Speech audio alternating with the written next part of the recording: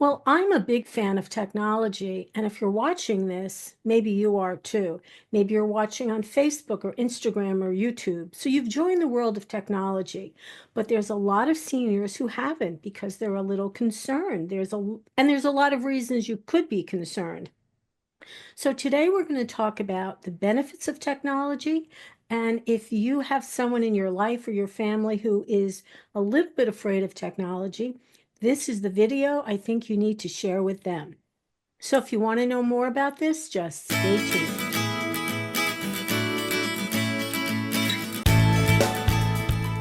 Hey, good morning, everyone, and welcome to Scan FYI. Yeah, it's a technology day today at Scan FYI, and my guest is from Braven Health. Her name is Melisa Damcevska. Welcome, Melissa. Well, thank you so much for having me, Andrea. So, you know what? Before we even go any further, why don't you tell everyone a little bit about yourself and what is your role at Braven? And then we'll get into the conversation. Absolutely. So, again, my name is Melissa, and I'm a health educator with Braven Health. And what that means is I really focus on different health and wellness topics for older adults. Everything from eating healthy, heart health, and even digital literacy, how to use technology to help support a healthy lifestyle. So we're happy to say that Braven has been a sponsor of SCAN for a very long time, and we are very proud of our relationship. So thank you for being with me today. Thank you But for having me. I think most people are used to having, when we say Braven is going to be a speaker, you think we're going to be talking about healthcare. But in a way, there is some healthcare, I feel like, in this conversation. So why don't you get us started, Melissa? And so what are the benefits for seniors and actually everyone for using technology? Sure. So there are many benefits to using technology and incorporating that into your life. It can really help increase independence and autonomy. It can help somebody, for example, order groceries online. People don't realize that there are things that we do on a daily basis that are really using technology. So going online, ordering your groceries, having them delivered to your home, that's using technology. Something like wearing like a smartwatch or an Apple Watch, that's using technology that can help identify if somebody has a fall, if you have an emergency and you don't have a cell phone on you, it can call help for you. So all of these are ways that can help increase independence and autonomy. Mental stimulation and brain health, that's huge, especially when we think about our older adults. A study actually found, a study in the American Geriatrics, Journal of the American Geriatric Society found that older adults who use the internet are actually less likely to develop dementia, which I found to be really interesting. It promotes this just brain health of being able to complete puzzles online and doing the crossword and Sudoku, reducing isolation. I mean, that was huge, especially for COVID, being able to communicate with friends and family when we're not able to see them in person, health monitoring, being Yeah. able to use telehealth. I mean, when if we're not able to get in person to see a doctor because we're not feeling well, we don't have a ride, the weather is bad, being able to go online and see a provider who can even e-prescribe medications to you. Using activity trackers, tracking your steps, tracking your oxygen levels, tracking your heart rate, accessing your doctor's portal, requesting prescription refills online. That's all using technology to promote a healthy lifestyle. You know, I definitely feel that during COVID, that this really came to a head, the idea that seniors needed to embrace technology because if you had to refill your prescription, if you had to order groceries, staying in touch with people, the computer or our smart devices, that was all we had at the time, right? So Absolutely. for those seniors who didn't embrace technology, I think that was very unfortunate because I feel like a lot of people got left behind. But that's how we learned that seniors in technology, yeah, guys, you got to do it. You just got to do it if you want to. And be a super grandma or super grandpa. Your grandkids will love it. Follow them on Instagram. But of course, when we're online, we want to be careful about using trusted websites, trusted sources. So, what do you want to say about that, Melissa? So it's actually interesting. The type of website you're on, when you're on that URL, when you're on that link, it will actually tell you who owns that website and what type of website you're on. For example, when you look at the last three letters of that website, when it has .com, .gov, if it ends in .gov, it's owned by a government website. So think of Medicare.gov or SSA.gov. If it ends in .org, that's usually owned by a nonprofit organization, such as mayoclinic.org. If it ends in .edu, that means it's owned by an educational institution. So think of a college or a university. Those are really how you know you're on a trusted website, if it ends in any of those three. And then we get into the .coms, which I think is might be the most common type of website. Ending in .com is usually it means it's owned by a commercial business. So the website itself will tell you what type of website you're on and the type of information you're accessing. So if you're getting your medical advice from webmd.com, that's very different. I mean, obviously that's very different than the Mayo Clinic or a hospital or, any .org or .edu. So just keep that in mind. They call it .com for a reason. It's commercial. They're trying to sell you things. So let's remember that. Or google.com, because we know a lot of people get their advice from Dr. Google.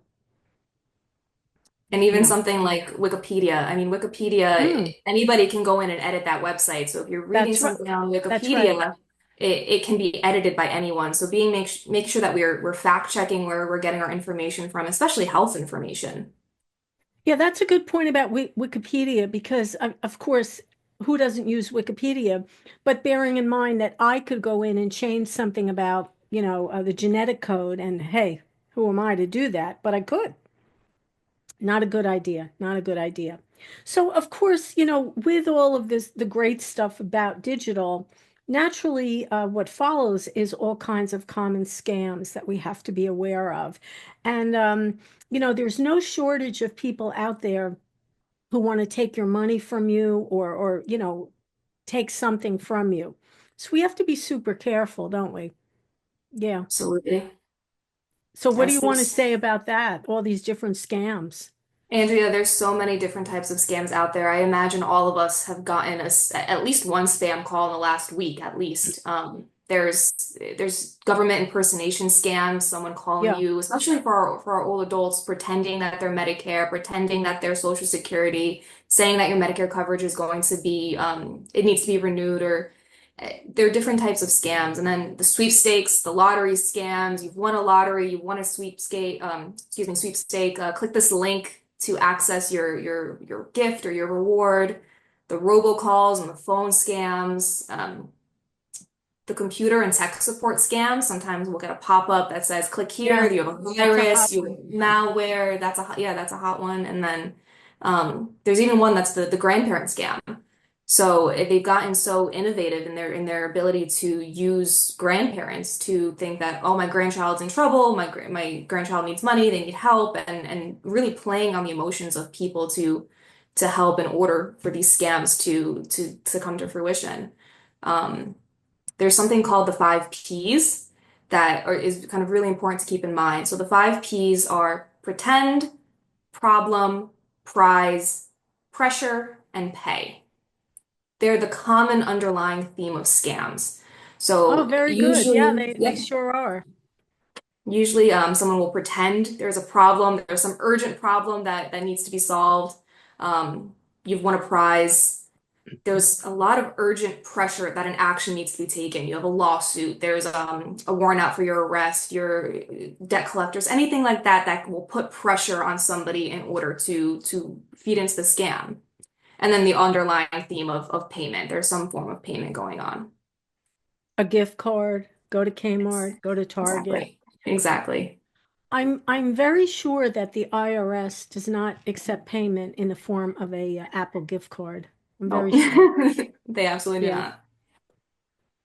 So I think anyone who with a phone number or an email address has received a call or an email about a scam. And I would just add, if you get an email like that, do not click on it. If you get a phone call like that, just hang up. just hang up the phone. Or if you get a call and you don't recognize the number, don't answer it. You know what? If it's legit, they're going to leave you a message. Yes. But here's the deal, the scam people, they don't leave messages. So don't answer the phone and delete the emails. Absolutely. Don't click anything in those emails. Even in an email, you can identify if it's a scam. Usually there's a misspelling, there's a Hmm. typo, there's something in that email or Poorly in written, that. poor Exactly. grammar. Yeah. Exactly. And as a matter of course, the IRS doesn't call you. Social Security is not going to call you. Um, I just don't think Microsoft is calling you. It just Exactly. doesn't happen that way. And I agree that they really prey on your emotions and that sense of urgency. That's the ticket. And they get, I know several people who've had phone calls about the grandparent scam. It's so common. It really is. Your grandchild could be sitting right next to you, you know? Anyway, just be careful. So how do we, what's our final thoughts here? What's some of the best ways to stay safe online? By the way, let me just remind everyone that Melissa is from Braven Health. We will have all of her contact info in the description should you want to reach out to her for any reason, whether it's digital literacy or anything about Braven. So what do we need to say to stay safe? Staying safe online is very important to make sure that we're protecting our personal identity, we're protecting our financial information. So really encouraging everyone to use strong and unique passwords. I know passwords are the bane of all of our existence. We're always trying to think of a new password. Every app and website needs a username and password. But making sure you're using strong and unique ones, because if you're using the same one for everything, if someone has one password for one account, they have the information for all your accounts. So making sure that we're staying safe that way. Having a password for your home Wi-Fi network to make sure nobody else can access your internet at home. Only sharing that with people you trust. Having antivirus on your devices, whether it's a laptop or another type of device. A good rule of thumb is avoiding anything too good to be true, because it usually is. It Um, always is. yeah. So avoiding anything too good to be true. Again, if you're getting information that you want a prize or a sweepstakes or anything like that, usually it's too good to be true. Shopping at merchants you know. There are some credit card companies, and this is another point as well, using credit cards instead of debit cards.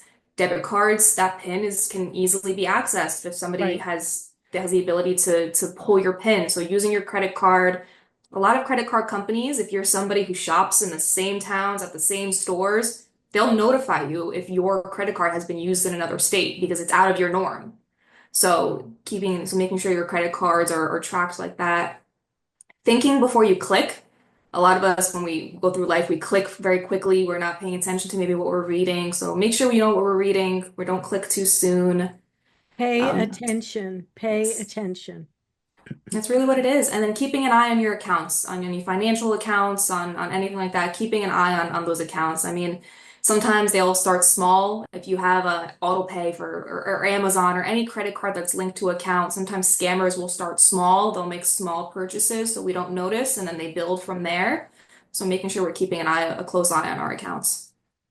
I think that what, I'll add that if you're an online person and you're banking online and you can access your credit card online, first of all, you can set limits on your credit card so that if there is an odd charge, it'll pop right, you'll get a message right away.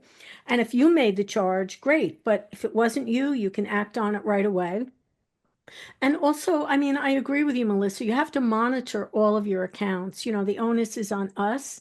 And if you're doing this online, I mean, honestly, you can do it every single day and see if there's unusual activity. Because typically, maybe somebody will charge $1 and it'll go through. And then maybe in a week it's $5. You have to watch. There's so many ways that people have of making you part with your money. So I think we want to keep our money for ourselves. So we need to be very careful when we're online. But having said that, I think that seniors having access to technology is really just one of the best things ever. So I don't want people to be afraid, right? I want you to use technology, but I want you to be cautious. I think that's the bottom line, right? Absolutely. There's so many benefits to using technology, to staying safe, to staying active, to staying healthy, but making sure we're doing it in a responsible way. That's the word here, being responsible, watching out for your money. Because if you don't watch out for it, somebody else is going to watch out for it. That's the sad truth of it. Well, thank you so much, Melissa, for all this great info. I appreciate Thank it. you. Thank you so much for having me. All right, so remember out there, if it's important to you, it's important to us. I'm Andrea Tarr, and we'll see you next time on Scan FYI. Bye, everyone, and bye, Melissa. Bye. Thank you.